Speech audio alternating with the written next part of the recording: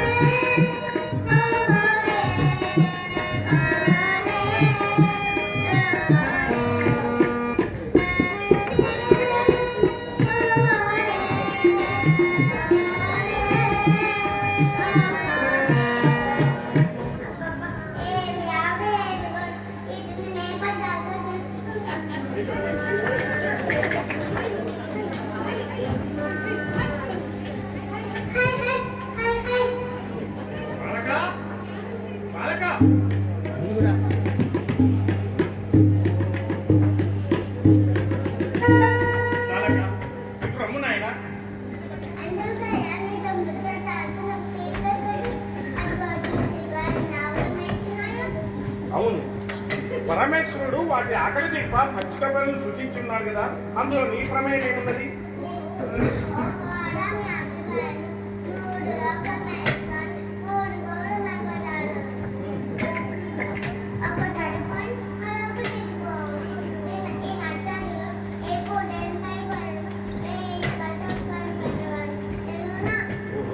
నువ్వు చాలా మంచివాడి వల్ల ఉన్నమాండి.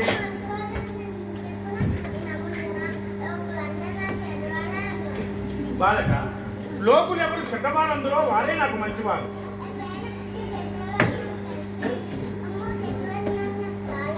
బాలక, నేను చూపులకు భయంకరమని, కానీ విషయంలో కడు సౌమ్యుడను. భయపడకైదు రమ్ము.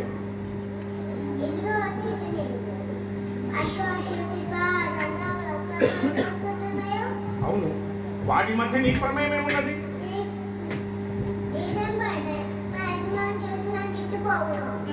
ఓ, నీకు యజమాని కూడా కలడా?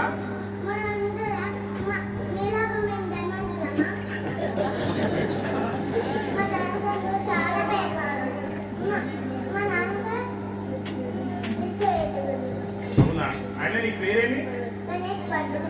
ఓహో, గణేష్ భట్. మీ తండ్రి గారి పేరు? శంకర్ భట్. కడు సాంప్రదాయంగా ఉన్నాయి మీ పేర్లు.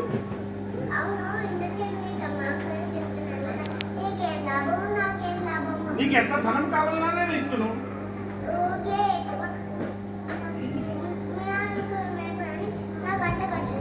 అట్లు కాదు బాలక, ఇది అటు చూడుము, సంధ్యా సమయం అవుతున్నది, చూచిదివా? బాలక, నిలువు. నేను సూర్య భగవానుడికి అర్థమిచ్చి వస్తున్నాను. అంతవరకు అట్లు కాదు నాయన, నీవు సముద్ర తీరము రమ్ము.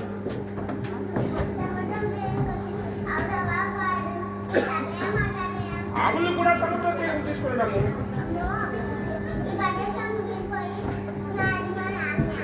అవునా?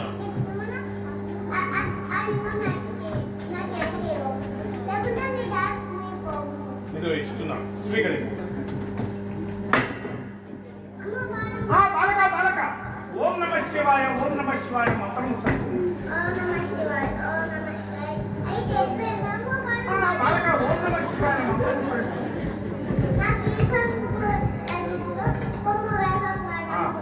నేను వచ్చాక నీకు కావాల్సిన బహుమతులు ఇస్తానే.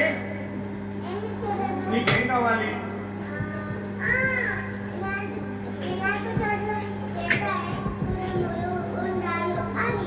నీకేంటి కుటుంబం ఉండాలి కావాలని నేను ఇస్తాను, సరేనా? సరే.